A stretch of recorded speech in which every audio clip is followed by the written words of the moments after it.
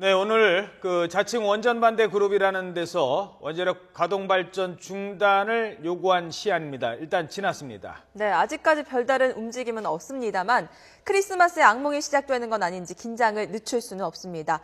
고려대 정보보호대학 임종인 원장, 한상욱 경제부 기자와 함께 이 문제 짚어보겠습니다. 두 분 어서 오세요. 안녕하세요. 자, 먼저 한상욱 기자. 일단 지금까지는 큰 움직임은 없는 것 같아요. 어떻습니까? 네, 아직까지 별다른 이상 징후는 보이지 않고 있습니다.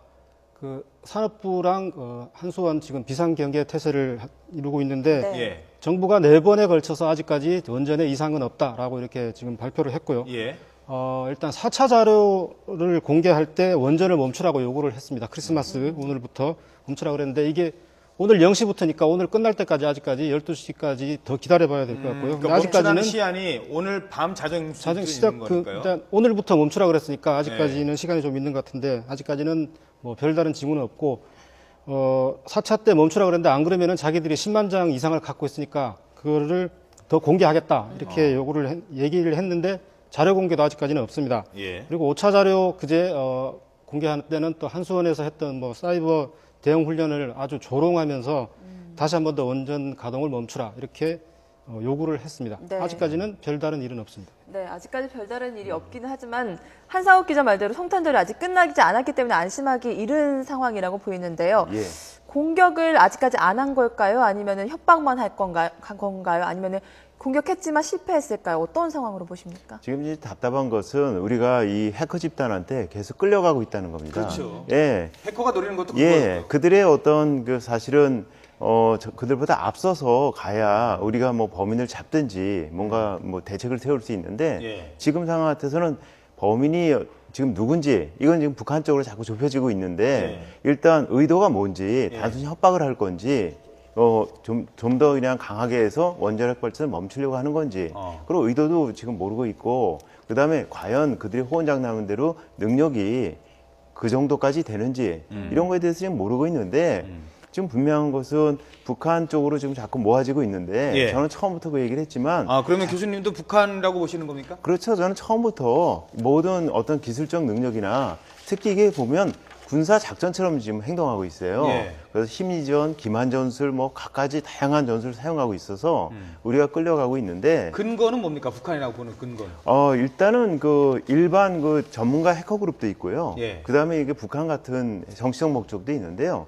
어나니머스와 같은 그런 해커 그룹들은 이렇게 뭐 심리전이니 기만 전술을 쓰면서 복잡하게 안 가고 기술적 능력이 뛰어나지만 보다 더 직접적으로 뭐 직설적으로 얘기를 해요. 예. 그러니까 이 만약에 원전 반대 그룹이라면 이들이 자기들의 주의 주장에 대해서 좀 더 막 설득하려고 하고 그리고 이런 식으로 1차부터 5차까지 해나가면서 점점 공포수를 늘린다든지 이런 식으로 안 하고요. 예. 특히 이제 이 악성 코드의 기술적 특성 같은 게 소니 해킹 사건이나 이런 것과 굉장히 유사성도 있고요. 그래서 여러 가지 보면 그리고 제 나름대로 또 첩보도 있고요. 예. 이런 거 보면 이제 북한인데 문제는 이게 원전으로 안 끝난다는 데 문제가 있습니다. 북한이라고 하면 이런 팀들이 수백 개가 있거든요. 그 수백 개가 각자 여기는 원전뿐만 아니라 뭐 원전, 다른 데도 여기는 할수 있다. 철도공사, 철도망, 여기는 항공망. 금융 이렇게 다 맡고 네. 있거든요.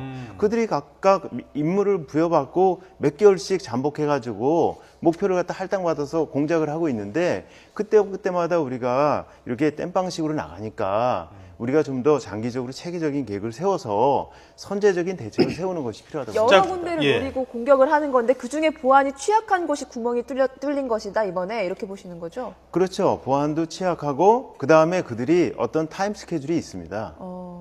그걸 우리가 지금 모르고 끌려가고 있는 거죠. 그러니까 지금 말씀하신 기왕 말씀하신 김에 북한 쪽으로 계속 한 가지만 더 질문 드리죠.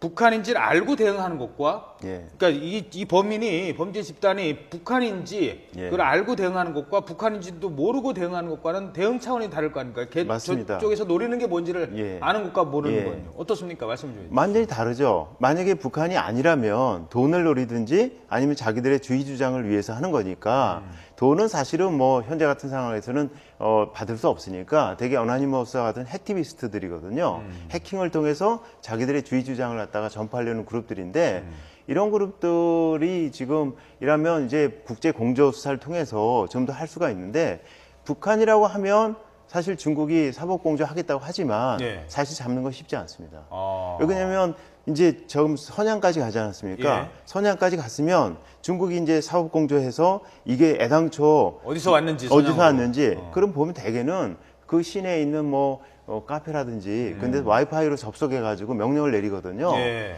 그러면 거기에 그 사람들이 벌써 치밀한 사람들이기 때문에 주변에 CCTV가 있는지 없는지 이런 거 다 알아보고 했을 겁니다. 예. 그렇기 때문에 이제 그리고 이 공작원은 이미 북한으로 귀국했을 겁니다. 아, 이미. 예, 이미 귀국했을 거기 때문에 거기서 딱 막혀버리죠. 그리고 이게 선양이 공격의 시작점이라는 건 또 모르잖아요. 마지막 공격 지점이 선양이지 선양인 것이죠. 어디를 거쳐서 선양으로 왔는지는 또 모르는 거 모르죠. 아닙니까? 그러니까 이제 중국이 협조를 하면 사실은 이제 이것이 선양의 어떤 카페에서 된 건지 그 다음에 아니면 이게 또 VPN을 통해서 네. VPN을 통하면 IP를 갖다 세탁할 수가 있거든요. 예. 그러다 보니까 이제 이게 선양에서 시작된 건지 아닌지 좀 더 이렇게 확실하게 알 수가 있는데 지금까지 협조를 안 했습니다. 알겠습니다. 네. 북한의 소행의 가능성이 조금씩 짙어지고 있지만 아직 정확한 정황이나 단서는 없는 상황인데요. 네. 우리 정부는 해커에 대한 수사 어느 정도까지 진행이 되고 있습니까? 네, 지금 현재 개인정보보호 합동수사단에서 수사를 하고 있는데요. 네. 방금 뭐 임 교수님께서 말씀하신 대로 중국 선양 지역에서 집중적으로 이제 세탁 IP를 통해서 글을 올렸습니다. 1차 문건이 유출된 게 15일인데 그때 20개, 30개 IP를 이용해서 200여 차례나 접속을 했습니다. 합수단 1에서 접속 흔적이 일단 북한과 가까운 선양이기 때문에 선양에서만, 네. 주목을 하고 있고 이래서 뭐 중국에 거주하고 있는 북한 해커나 조선족이 했을 거다 이런 가능성도 있고 뭐 교수님 말씀대로 북한 해커가 하고 뭐 넘어갈 수도 있는 건데 아직까지 정확한 단서가 없기 때문에 네. 주목만 하고 있는 거고 거꾸로 북한 쪽에서 단서를 남겨서 추적에 혼선을 빚게 하려고 한다 뭐 이런 그 가능성도 있기 때문에 예. 거기에 대해서도 보고 있고요. 말씀하신 대로 중국 사법 당국에 이제 수사 공조를 요청을 했는데 중국에서는 일단 뭐 수용 가능성을 내비치기는 했습니다. 또 하나가 지금 그러니까 두 가지예요. 문서 이제 처음에 오늘은 제일 궁금한 건 제일 이제 걱정이 되는 건 또 공격을 할 것이냐. 그리고 이번에 공격은 아주 문 닫으라고 했는데 안 닫았기 때문에 뭔가 세게 들어올 것 같으니까 할 가능성을 대비를 하는 것과 또 하나는 어떻게 들어왔냐는 말이죠. 그리고 유출된 문서를 보면 알 수 있거든요. 지금까지 5개가 나왔다 보니까 이건 또 어떻게 빼갔지? 이걸 알면 공격을 그렇죠. 네. 제대로 어떻게 할지를 막을 수가 있을 텐데 그동안 어떻게 문서가 유출됐는지 이 부분에 대한 조사는 좀 있습니까? 일단 뭐 해킹 아니면 내부 문서 유출 두 가지 중에 하나인데 일단은 해킹에 의한 유출을 더 가능성을 크게 보고 있고 수사도 그런 쪽으로 지금 가고 있습니다. 그리고 국내 뭐 IP도 있었다고 갔는데 결국은 못 잡았고요. 그 내부자의 유출 가능성도 있는데 한수원 내부 직원이라든지 아니면 협력사 직원을 통해서 유출될 가능성도 있다. 하지만은 아무래도 해킹 쪽에 더 무게를 실리고 있고 뭐 네. 교수님 말씀대로 북한에서 했을 가능성도 갈수록 어떻게 보면 좀 더 짙어지고 있는 그런 상황인 것 같습니다. 그러니까 해킹을 통했다고 하면 어떻게 해킹을 해서 들어왔냐 이 부분을 좀 알아야 될 거 아니겠습니까? 그 부분은 의외로 쉽습니다. 왜냐면 한수원 같으면 사실은 자체적으로 모든 걸 처리하는 게 아니고 예. 수많은 협력업체가 있습니다. 그 협력업체 명단은 사실은 되게 공개 입찰하기 때문에 아주 쉽게 입사할 수 있거든요. 예. 그러면 협력업체를 갖다가 또 해킹하는 건 또 되게 작은 업체들은 쉽습니다. 그럼 협력업체 들어가 보면 스케줄북이 있으니까 예. 언제 어떤 일로 한수원 들어간다 뭐가 다 있거든요. 예. 그러면 그때 이제 들어갈 때 특히 이제 내부망이나 제휴망에 들어가는 예. 그 있을 때 그 직원 누가 담당자가 있으니까 그렇죠. 직원의 PC라든지 이걸 감염시켜 가지고 그날 이제 업무 해 가지고 USB에 담아서 갈 텐데 네. 그 USB를 감염시키는 겁니다. 근데 이 USB에 들어가는 악성 코드는 예. 고급 해커일수록 기존의 백신으로는 탐지 안 되는 새로운 악성 코드거든요. 그냥 가져가서 아무리 보안 어쩌고 해도 들어가서 꼽으면 탐지가 돼야 되는데 예. 탐지가 안 됩니다. 이 클리어하다고 딱 나오니까 예. 그러면 이제 뭐 자기들 사이에 감염이 되면 이 악성 코드는 명령이 정해진 시간이 될 때까지 가만히 있기 때문에 탐지가 잘 안 돼요. 그래서 지금 중요한 거는 과연 이 해커가 정말 호언장담대로 그 능력이 있는지 없는지 잡는 것도 중요하지만 그 내부를 전수조사해야 됩니다. 아까 이러한 한수원 내부 말씀이신 예, 거죠? 한수원 네. 내부의 제휴망이라든지 이런 데가 진짜 감염이 됐는지 전수조사를 해서 이 감염이 됐을 가능성도 있죠. 아니면 아니라면 일단 그 부분을 클리어하게 해야 되는데 우리 지금 거기 폭탄이 설치돼 있다고 지금 계속 범인이 주장하는데 이 폭탄이 있는지 없는지 모르는 그런 상황이니까 그 부분을 확실해서 안심시켜야 되는데 그렇지만 일부에서 주장하는 대로 완전히 발전소가 막 폭파되고 이런 건 아니고요. 예. 오작동을 일으키게 할 겁니다. 그렇죠. 만약에 능력이 있다면. 예. 그러면 자동적으로 가동이 중단되는 정도지 폭파되고 그러는 건 없습니다. 어느 정도의 가동이 만약에 중단된다면 어느 정도의 파장이 예상됩니까? 그러면은 사실은 만약에 동시에 여러 개의 그 원자력 발전소가 가동이 중단된다고 하면 네. 일단 그 전력 예비율이 떨어지겠죠. 근데 지금 전력거래에서 말씀 들으면 충분하다고 하니까. 근데 예비력이. 근데 뉴욕 같은 데서는 여러 개가 동시에 가동 중단돼 가지고 저 대규모 정전 사태가 있던 적은 있습니다. 예. 자, 지금까지 모두 5번의 해킹이 있었지 않습니까? 한상욱 네. 기자. 자료가 5차례 공개됐는데 그동안 어떤 일이 있었는지 좀 먼저 정리를 해 주시죠. 네, 일주일 새 15일부터 처음에 자료가 공개됐습니다. 처음은 그 아랍에미리트 왕세자에게 보낸 대통령 친서 그리고 한수원 직원의 개인 정보가 15일 날 일단 그 네, 공개가 됐죠. 공개가 됐고 그다음에 고리 월성 원자력 18일 날 2차로 일부 설계 도면 그리고 주변 주민들 방사선량 평가 프로그램이 공개가 됐고요. 3차로 19일 날 원자로 냉각 시스템 밸브 도면과 그다음에 한수원 내부 시스템 화면, 그다음에 뭐 2급 이상 직원 전화번호 등이 공개가 됐습니다. 이때까지만 해도 뭐 별로 크지 않다라고 이렇게 생각을 했는데 21일 날 4차에서 월성 3, 4호기 최종 안전 분석 보고서 그리고 1호기 고리 1호기의 공기 저하 계층 도면 뭐 그다음에 매뉴얼 이런 것들이 많이 됐습니다. 그리고 이때 이제 원전을 멈추라라고 이렇게 얘기를 했죠. 그리고 네.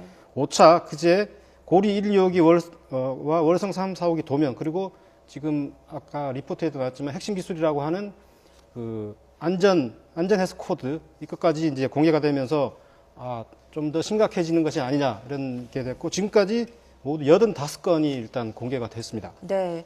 자, 이렇게 핵심 기능을 포함해서 최신의 직원, 임직원들 개인정보까지 담겨 있는 것으로 알려지면서 더 충격이 더하고 있는데 한수원 어제부터 좀 초긴장 상태입니다. 비상근무 태세에 들어갔다고요? 네, 어제 저녁 6시부터 밤샘 근무를 지금 하고 있습니다. 오늘도 계속 비상상황반을 만들어서 서울 삼성동 본사 그리고 각 원전 본부에 4개 원전 본부에 비상상황반을 꾸리고 있습니다. 네. 상황 끝날 때까지 일단 비상근무를 계속하고 그리고 비상상황반 아니더라도 다른 직원들도 비상 대기를 하고 있습니다. 산업부 원안위도 비상 대기하는데 윤상직 산업부 장관은 어제 고리 원전에 가서 일단 철야 근무를 했고 오늘 예. 월성도 멈추라고 했으니까 월성에 가서 다시 한 번 더 점검을 이렇게 할 예정입니다. 예.